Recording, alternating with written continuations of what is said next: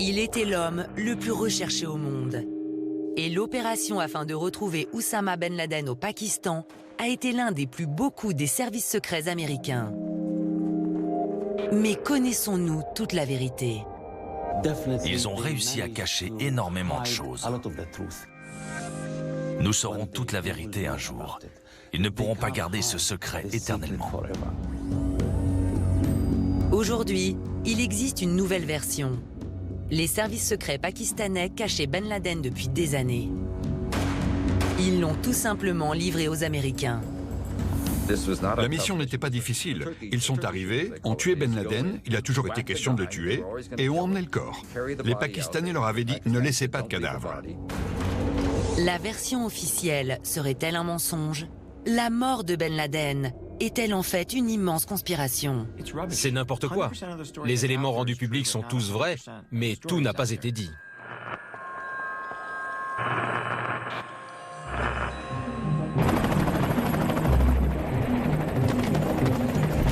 Opération Neptune Spear. À la faveur de la nuit, les forces spéciales américaines volent jusqu'au cœur du Pakistan pour neutraliser l'homme qu'ils espèrent être, Ben Laden. C'était une mission secrète menée par la CIA. Cette nuit-là, à la Maison-Blanche, Michael Morell, alors directeur adjoint de la CIA, mène l'opération. Les forces spéciales nous ont dit « Geronimo, ennemi neutralisé ». Geronimo était le code pour dire « on pense qu'on a eu Ben Laden ». Tonight, I can report to the American people and to the world that the United States has conducted an operation that killed Osama bin Laden, the leader of Al-Qaeda. Selon la version officielle, les États-Unis n'auraient pas informé le Pakistan de ce raid, de peur que Ben Laden ne soit mis au courant et ne s'échappe. Ça a été une opération de défense nationale extraordinaire de la part des États-Unis, qui témoignent de leur capacité, et pour être franc, du manque d'efficacité des Pakistanais. Mais un autre scénario concernant la mort de Ben Laden a vu le jour.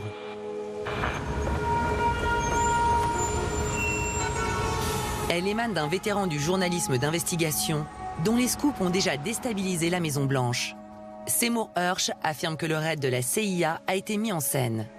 Les services secrets pakistanais tenaient Ben Laden et l'ont livré aux Américains. Si vous croyez qu'ils ont pu entrer et sortir du territoire comme ça et éviter tous les radars, c'est que vous croyez au conte de fées. La seule raison qui leur a permis de préparer cette mission avec aussi peu d'hommes, c'est qu'ils savaient qu'ils ne rencontreraient aucune opposition. Selon Hersh, la version officielle de la mort de Ben Laden relève de la fiction. Mais le problème est que sa version repose sur des informations provenant d'une source anonyme. Et il refuse de révéler son identité. Seymour Hersh affirme que sa source américaine est haut placée et qu'elle étaye sa version de la traque et de l'assassinat de Ben Laden. Selon lui, cette source anonyme est un employé des services secrets à la retraite. Seymour Hersh affirme que sa source principale était présente aux réunions, mais elle n'était présente à aucune des réunions auxquelles j'ai assisté, pour la bonne raison que ces réunions n'avaient rien à voir avec la version de Hersh.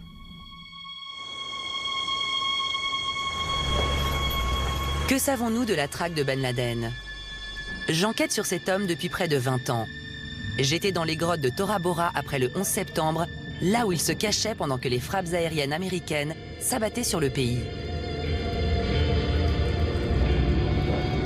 There's an old poster out west, as I recall, that said wanted, dead or alive. Pendant des années, le leader d'Al-Qaïda a nargué la CIA en diffusant des vidéos suggérant qu'il était encore caché quelque part dans les montagnes. Au fil des années, on a eu des centaines de pistes concernant Ben Laden. On a suivi chacune d'entre elles pour se retrouver à chaque fois dans l'impasse. Nous savons aujourd'hui que pendant tout ce temps, Ben Laden a vécu dans différentes villes pakistanaises. Dans l'une d'entre elles, il a même été arrêté pour excès de vitesse, mais il avait rasé sa barbe et n'a pas été identifié. Sa plus jeune épouse a accouché 2 fois dans une clinique pakistanaise. On a raconté aux médecins qu'elle était sourde, muette.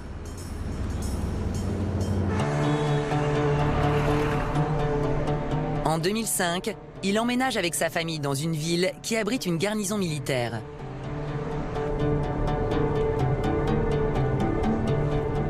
Je me suis rendu à Abbottabad le lendemain de l'assassinat de Ben Laden. Il vivait en fait à quelques mètres de la meilleure académie militaire du Pakistan. Voici l'entrée du complexe militaire. La police bloque tout le périmètre et on va devoir se frayer un chemin. Ben Laden aurait vécu dans cette résidence fortifiée pendant presque 6 ans, au nez et à la barbe de l'élite militaire pakistanaise. Pour Seymour Hersh, il était en fait retenu prisonnier. Ben Laden avait été capturé par les Pakistanais en 2006. Il est impossible qu'il ait pu vivre à Abbottabad au milieu d'une zone militaire stratégique. Cette zone est de la toute première importance pour l'armée pakistanaise. Ben Laden vivait derrière de grands murs dans cette résidence, avec 3 épouses et une dizaine de ses enfants et petits-enfants. La version officielle américaine affirme qu'il s'y cachait. Il restait le chef d'Al-Qaïda et était protégé par 2 frères, 2 hommes de main d'Al-Qaïda, qui vivaient également avec leur famille. Ces hommes faisaient passer ces messages à l'extérieur. Le journaliste Abdel Bari Atwan, qui a côtoyé Ben Laden en Afghanistan, n'est pas surpris par le fait qu'il ait réussi à se cacher aussi longtemps au Pakistan. Il supervisait lui-même la sécurité de la résidence. Il ne laissait personne interférer. Il n'utilisait ni téléphone satellite, ni portable. Ben Laden en est venu à adopter des comportements étranges pour masquer son identité. Craignant une surveillance par satellite, la famille affirme qu'il portait même un chapeau de cow-boy à l'extérieur du bâtiment. Personne ne s'attend à voir Oussama Ben Laden porter un chapeau de cow-boy. Peut-être que c'est pour dire au satellite « Je ne suis pas Oussama Ben Laden ». Cela montre qu'il était très malin. Même lorsqu'il se déguisait, il savait quel chapeau porter. Selon la version officielle, Ben Laden a réussi à cacher totalement sa grande famille. Il contrôlait tous les aspects de la vie de ses enfants. Il ne sortait jamais et n'allait pas à l'école. Pas question de faire des pique-niques, d'aller au parc, de jouer dans la rue comme les autres enfants. Il n'avait vraiment pas une vie facile. Dans une vidéo trouvée dans la résidence, on peut voir Ben Laden regarder des films de sa propre propagande. Il possédait aussi des livres sur les théories du complot. L'un d'eux avance l'hypothèse que le 11 septembre aurait été fomenté par les Américains. Il possédait beaucoup de livres de ce genre, ce qui n'est pas surprenant, parce qu'en un sens, il était passé maître dans la théorie du complot. On y a même trouvé le livre de Christine Fair sur le terrorisme au Pakistan. Ce qui m'a le plus frappé, c'est de voir à quel point il se cultivait. Mais quand on y réfléchit, si vous êtes Ben Laden et que vous êtes à Abbottabad, que voulez-vous faire d'autre? Une chose est sûre, il était le mal incarné, mais loin d'être stupide. La résidence recèle d'autres trouvailles surprenantes. Du Viagra naturel et même des vidéos X. Les personnes avec qui j'ai parlé m'ont affirmé que c'était le cas. C'est très courant chez les djihadistes. Je ne crois pas à cette histoire de pornographie trouvée sur son ordinateur. Pourquoi? Parce que cet homme est quelqu'un de très religieux. Et il avait 3 femmes. Pourquoi aurait-il besoin de pornographie? À mon avis, c'est de la pure propagande. Pendant toutes ces années où Ben Laden se cachait dans cette résidence, la CIA a tout fait pour le retrouver. Les agents suivaient la piste du coursier qui les mènerait à Ben Laden. On a découvert que Ben Laden se cachait là en suivant le coursier. Ça nous a pris plusieurs années pour connaître son vrai nom. 2 ans de plus pour savoir dans quel coin du Pakistan il se trouvait. Et 1 année supplémentaire pour savoir précisément où il vivait et le surveiller.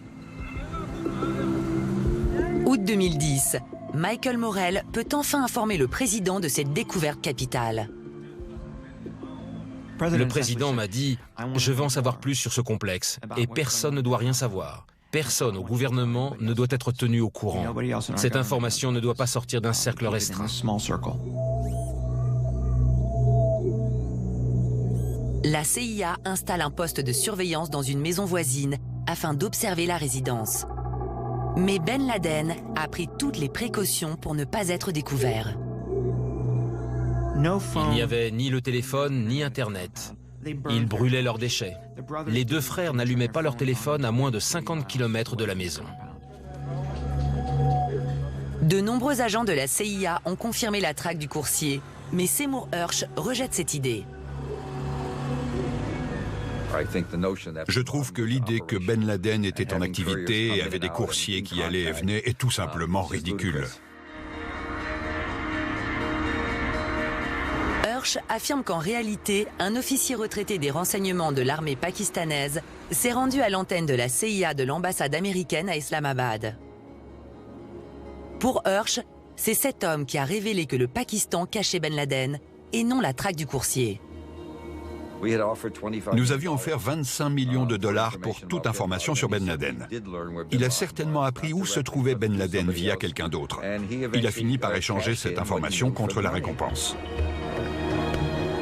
Mais selon l'ex-agent qui dirigeait l'unité mise en place par la CIA, cette histoire de dénonciation ne tient pas la route.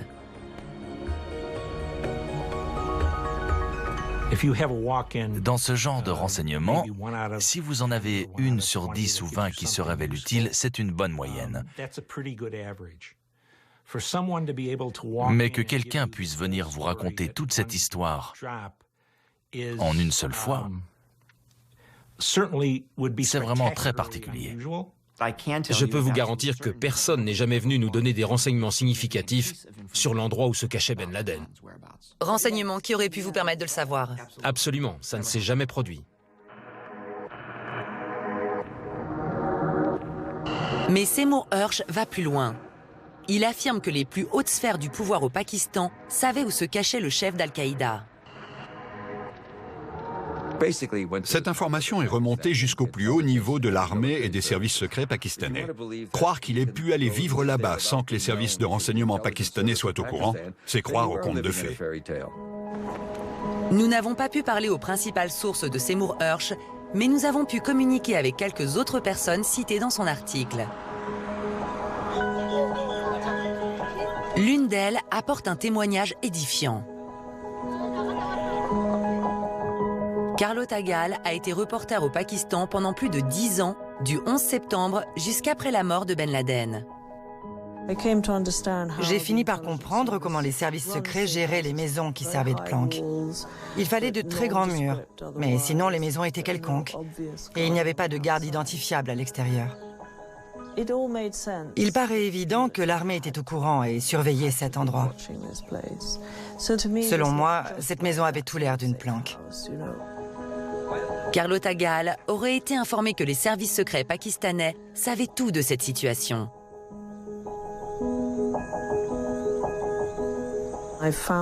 J'ai découvert qu'ils avaient mis en place un bureau spécial entièrement dédié au cas Ben Laden.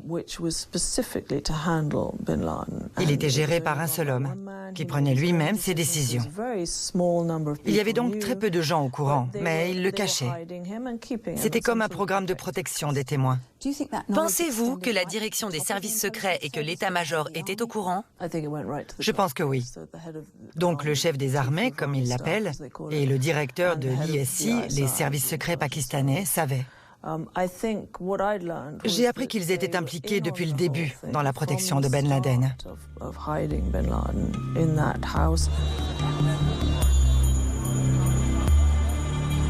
Les services secrets pakistanais ont toujours nié avoir caché Ben Laden ou su où il se trouvait. Mais le général qui dirigeait l'ISI il y a plus de 20 ans a de quoi soutenir la version de Seymour Hersh. Personne à l'ISI, ou de l'armée, ou de tout autre service, ne m'a parlé de cette affaire-là. Mon sentiment a toujours été que quelqu'un savait et qu'au bout du compte, cela n'a pas pu se faire sans la coopération de l'armée. Si ce que je crois est dans une certaine mesure avéré, il est plausible de croire que les plus hautes instances y ont été mêlées.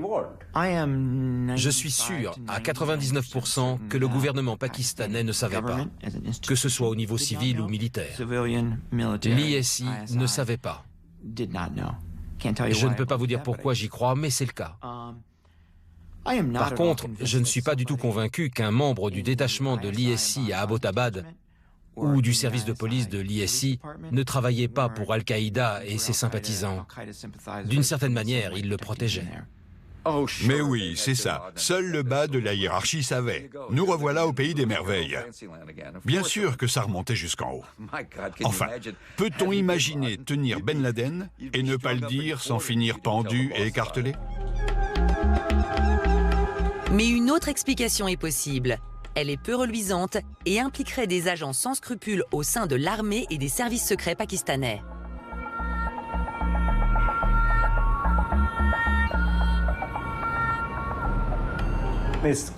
On appelle ça l'ennemi de l'intérieur, que ce soit au niveau de l'appareil des renseignements, de la sécurité ou du milieu des affaires. Il s'agirait de personnes qui ont tout simplement épousé la cause d'Oussama Ben Laden.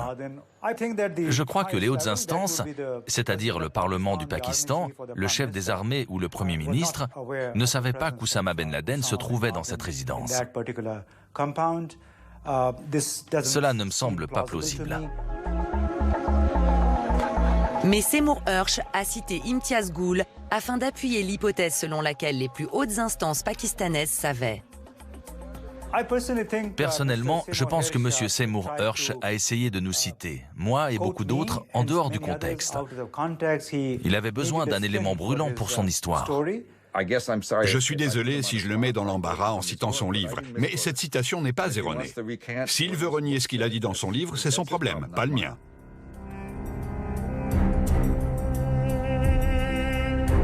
Début 2011, si l'on en croit la version officielle, l'étau se resserre autour de Ben Laden. 3 mois avant le raid, la maison accueille une nouvelle hôte, la plus âgée des épouses de Ben Laden, qui vit en Iran depuis le 11 septembre. On lui a même demandé de faire retirer ses plombages récents au cas où un micro y aurait été implanté. Cela fait penser aux femmes de mafiosi. Les femmes qui ont des enfants avec des tueurs célèbres mettent chaque jour leurs enfants en danger.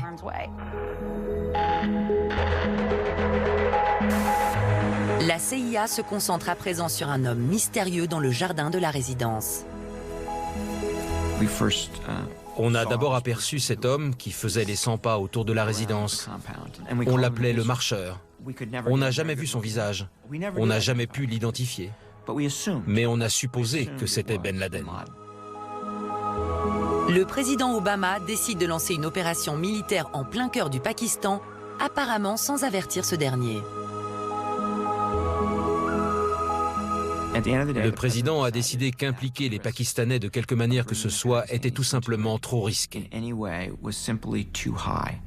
Ce n'est pas que nous étions inquiets du fait que le gouvernement pakistanais, en tant qu'institution, ne vende la mèche à Ben Laden. Mais nous avions peur que quelqu'un au sein de l'appareil pakistanais ne mette au parfum Al-Qaïda.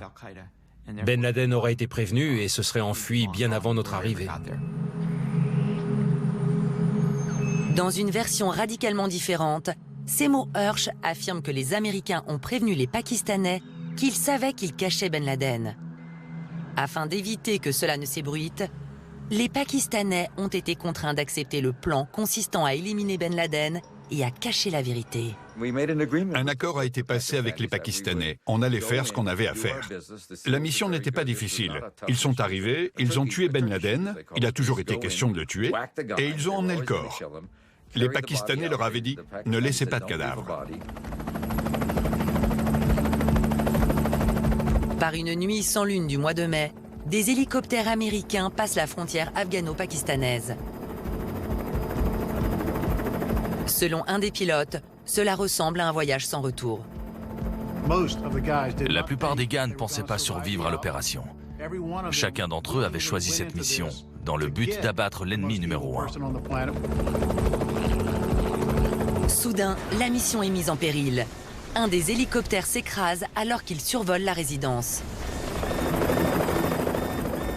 C'était très tendu, particulièrement lorsque l'hélicoptère s'est écrasé. Les opérations militaires ne se passent pas toujours comme prévu. Mais, fait incroyable, la mission continue. Selon Seymour Hersh, c'est une preuve supplémentaire que ce raid a été planifié par les Américains avec l'aide des Pakistanais. Seymour Hersh affirme que les Pakistanais le retenaient prisonnier là-bas, assigné à résidence. C'est faux. Les Pakistanais ne savaient absolument pas qu'on allait mener ce raid. On ne les a pas prévenus, ils n'ont pas dégagé l'espace aérien. Tout est faux. Selon la version officielle, il y a eu un échange de tirs. Les forces spéciales américaines ont abattu les hommes de main d'Al-Qaïda et le fils de Ben Laden. Quand ils sont arrivés à la chambre de Ben Laden, ils ont blessé sa femme alors qu'elle essayait de le protéger. Ben Laden a reçu une balle dans la tête. Il ne s'est à aucun moment servi du pistolet et de l'AK-47 qui se trouvaient dans sa chambre. Le fait qu'il ne se soit pas rendu les mains en l'air ou fait le moindre mouvement a scellé son destin. Pour nous, c'était très clair. Si Ben Laden ne portait pas de veste bourrée d'explosifs, si leur vie n'était pas menacée, ils l'auraient capturé. Mais à partir du moment où ils pouvaient mettre leur vie en danger, ils devaient le tuer. La mission, c'était de l'abattre, dès le début. Je ne veux pas vous faire de la peine, mais les Américains peuvent s'engager dans des missions controversées. Il y a une photo de moi où je donne l'accolade au directeur de la CIA. Mais ce n'est que bien plus tard dans la nuit que nous avons su que l'homme abattu était bien Ben Laden. Le crash de l'hélicoptère et les tirs provenant de la résidence ont alerté les voisins qui ont appelé la police. Mais curieusement, le commandement militaire d'Abbottabad leur a ordonné de ne pas réagir. On est dans une ville garnison, juste à côté de l'académie militaire. La police a reçu l'ordre de ne rien faire. Puis on a découvert que l'armée ne s'est pas rendue sur les lieux pendant que les Américains s'y trouvaient. Or, ça a duré 40 minutes. C'est très étrange. Le premier hélicoptère décolle en emportant le corps de Ben Laden. L'allégation la plus choquante de la part de Hersh est la suivante. Les forces spéciales auraient jeté certaines parties du corps alors qu'elles volaient vers l'Afghanistan. Monsieur Hersh est irresponsable et dangereux. Je peux vous dire que tous les agents regardent ce type en riant. Je n'ai parlé à aucun des soldats de cette mission, mais j'ai parlé à de nombreux membres des forces spéciales qui les connaissent. Et j'ai eu accès à des documents qui mentionnent des parties du corps jetées de l'hélicoptère. J'ai fréquenté des centaines de soldats. Et je n'en connais pas un qui soit assez tordu ou vicieux pour démembrer un être humain, même pour des raisons, disons, pratiques. Et dans cette situation, ce n'était pas seulement inutile, mais impossible à faire. La reconnaissance faciale et les tests ADN ont prouvé sans l'ombre d'un doute qu'il s'agissait d'Oussama Ben Laden. Mais à ce jour, aucune photographie de son corps ou de son enterrement n'a été produite. Le corps de Ben Laden a été mis dans un avion à Jalalabad, puis il a été héliporté d'Afghanistan jusqu'à un navire de la marine américaine où il a reçu des funérailles musulmanes et a été inhumé en mer. C'est un fait avéré car j'ai vu des photos et la vidéo de la cérémonie. Les verrons-nous un jour? Je ne sais pas, la décision appartient à la Maison-Blanche.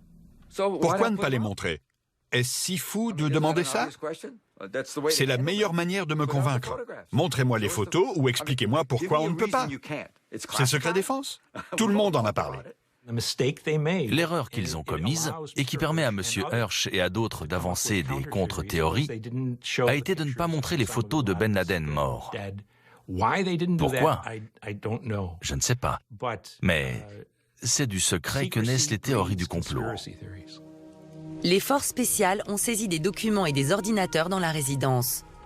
Plus de 10 ans après le 11 septembre, la CIA affirme que ces documents prouvent que Ben Laden jouait toujours un rôle majeur au sein d'Al-Qaïda et représentait encore une menace. C'était une véritable mine d'or. Dans ces documents, nous avons découvert que Ben Laden dirigeait l'organisation au quotidien. Il envisageait toujours de lancer des attaques contre l'Occident, et les États-Unis en particulier. On n'en parle pas quand on ne veut absolument pas que l'ennemi sache qu'on possède de telles informations. La seule raison qui pousse à mentionner un tel butin, c'est quand on n'a rien trouvé. Mais quelques jours à peine après la parution de l'article de Seymour Hersh, le gouvernement américain publie plus de 100 documents parmi les milliers saisis dans la résidence. L'académie militaire de West Point a traqué Al-Qaïda pendant des années. Aujourd'hui, on y analyse les derniers documents qui contiennent les instructions données aux responsables d'opérations et les détails du fonctionnement d'Al-Qaïda. Celui-ci ressemble à un document comptable. Oui, c'est un document comptable qui montre les mouvements d'argent sur un compte qui servait à payer des individus ou à financer l'organisation. Et celui-ci, c'est une sorte de formulaire d'inscription pour rejoindre l'organisation? C'est exactement ça. À la fin, il est écrit « Si vous devenez martyr, qui devons-nous contacter au cas où vous réussissez dans cette entreprise ?» Ces documents révèlent-ils que Ben Laden était le chef d'Al-Qaïda? Il offre ses conseils et tire les ficelles, mais il essaie également de gérer le fait qu'il n'est plus directement aux commandes de ces organisations dans leurs activités quotidiennes. La CIA et le gouvernement américain pensent que c'est une mine d'or. Pensez-vous que c'est exagéré? Oui, ces documents représentent effectivement une mine d'or. Ils parlent d'eux-mêmes et nous offrent un excellent aperçu du fonctionnement de cette organisation et de comment nous pouvons continuer à la combattre.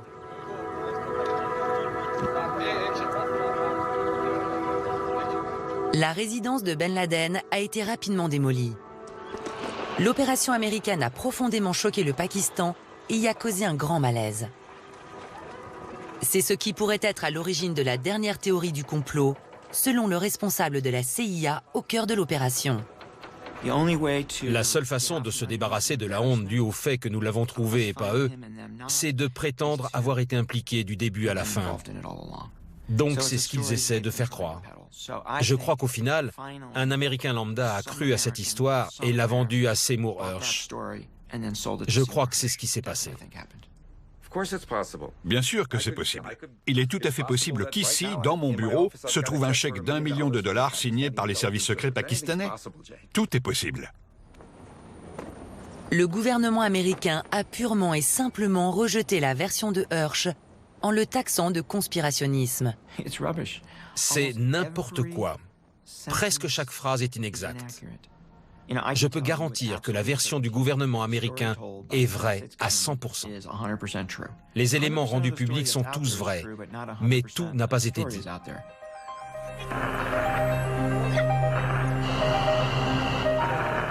Seymour Hersh ne démord pas. Pour lui, il y a bien eu une immense conspiration impliquant non seulement le Pakistan, mais également le gouvernement et l'armée des États-Unis. Les États-Unis cachent énormément de choses, mais tout finit par se savoir. Beaucoup de secrets ont fini par se savoir. Donc, on peut parler autant qu'on veut de théorie du complot, ça ne tient pas debout. Est-ce que nous saurons un jour toute la vérité? Probablement pas, car nous devons être en mesure de préserver notre façon de travailler. Retrouver Ben Laden a été une victoire significative dans cette guerre. Ça n'a pas été la fin de la guerre. Cela n'a été qu'une belle victoire. La guerre continue.